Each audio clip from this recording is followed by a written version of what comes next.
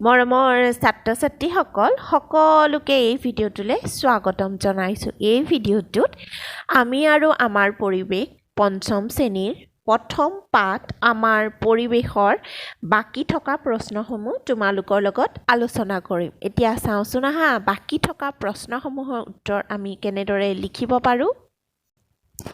2 number প্ৰশ্নটো হৈছে ক অংশৰ লগত খ অংশ মিলোৱা। তেজপুৰ, অগ্নিগড়, কামৰূপ, পোৱামক্কা, গোৱালপাৰা, সূৰ্য পাহাৰ, ধুবুৰী, টেগ বাহাদুৰৰ গুৰুদ্বাৰ, কাছাৰ, ভুৱন পাহাৰৰ মন্দিৰ। 3 নম্বৰ প্ৰশ্নটো হৈছে খালী ঠাই পূৰ কৰা।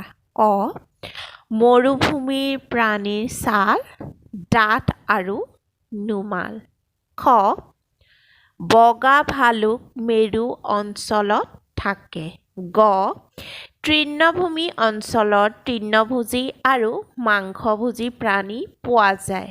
ঘ পাণবাৰী মীৰ জুমলাৰ মছজিদ ঐতিহ্যৰ প্ৰতীক।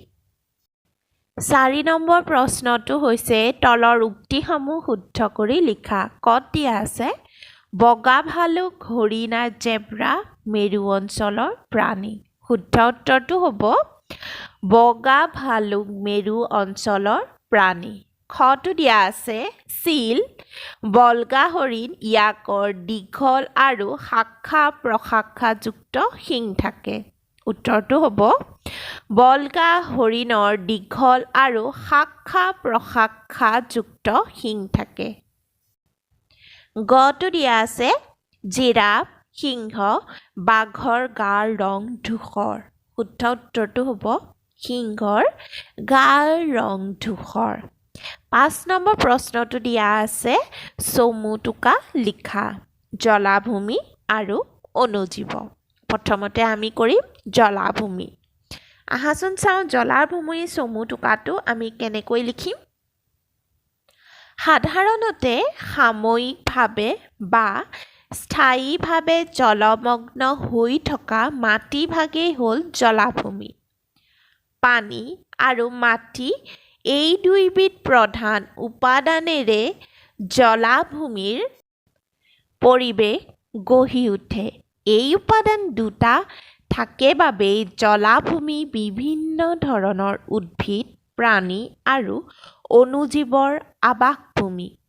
খাদ্যৰ বাবে জলাভূমিৰ প্ৰাণীবোৰে পৰস্পৰে পৰস্পৰৰ ওপৰত নিৰ্ভৰ কৰে। 2 নম্বৰটো দিয়া আছে অণুজীৱ। খালী চকুৰে নেদেখা ক্ষুদ্ৰ জীৱবোৰক অণুজীৱ বোলে। এইবোৰক অণুবীক্ষণ যন্ত্ৰৰ সহায়ত দেখা পোৱা যায়।